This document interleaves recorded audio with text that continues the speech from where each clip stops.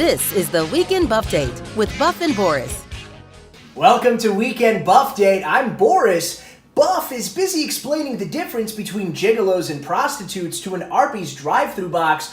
Here's this week's wrestling news. It's time for this week's overbooked nonsensical plotting scheme of the week. Overbooked nonsensical plotting scheme of the week. That's right, Braun said he was going to cash in, but then didn't. Since when does Braun wait to do anything? I always thought when he's saying get these hands, he meant right now. I didn't realize I'd have to wait 4 to 6 weeks for delivery. And Braun's plan didn't even work. When he finally tried to cash in, the referee played the what the hell is this game? I feel like I've talked about that before.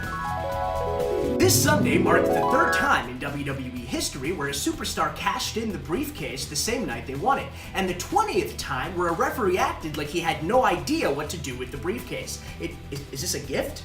Is this a baby? A nuclear football?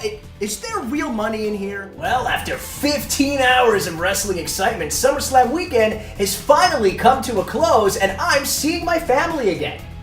The good news is we can finally rest easy knowing that the big dog Roman Reigns has ended the tyrannical reign of former Universal Champion Brock Lesnar. Thankfully, we no longer have to worry about a famous UFC fighter just walking in, taking a prestigious belt, and overshadowing real, hard-working professional Oh, right. Seriously though, Rousey is already a much better champion than Lesnar ever was. She won the title, showed up to Raw with it, and then beat the crap out of Stephanie McMahon. She's less of a Lesnar and more of an Austin. I mean, check it out, she even opened up a can of PG-era whoop-tush all over Stephanie.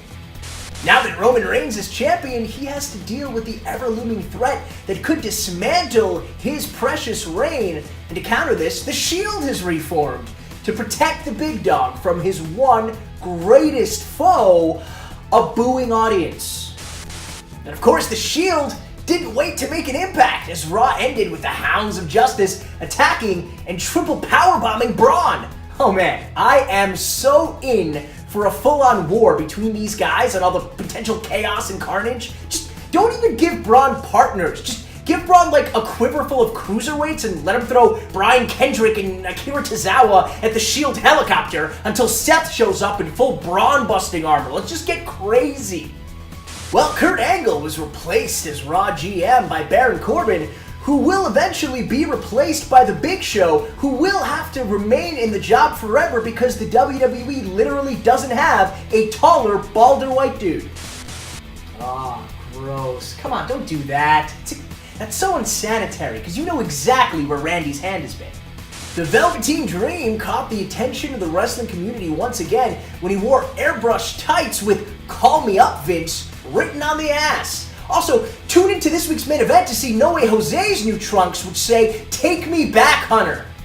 One of the best matches of all 4 days of wrestling was the main event of NXT TakeOver. It was another brutal showdown between Tommaso Ciampa and Johnny Gargano, which ended in a truly dramatic fashion, which demonstrates the power of Raw storytelling.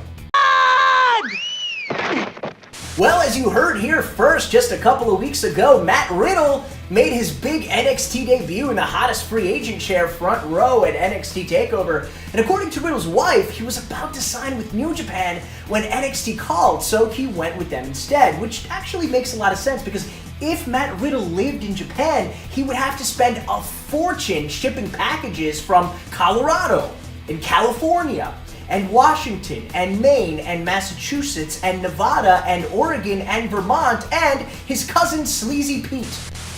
And finally tonight, Luke Gallows announced via tweet this week that he and Nia Jax were dating, and then the next day announced they had already parted ways. It was still the longest and most significant storyline the club has had since their debut. Well, that's all for this week's Weekend Buffdate. Until next week, I got 2 words for ya. Good night!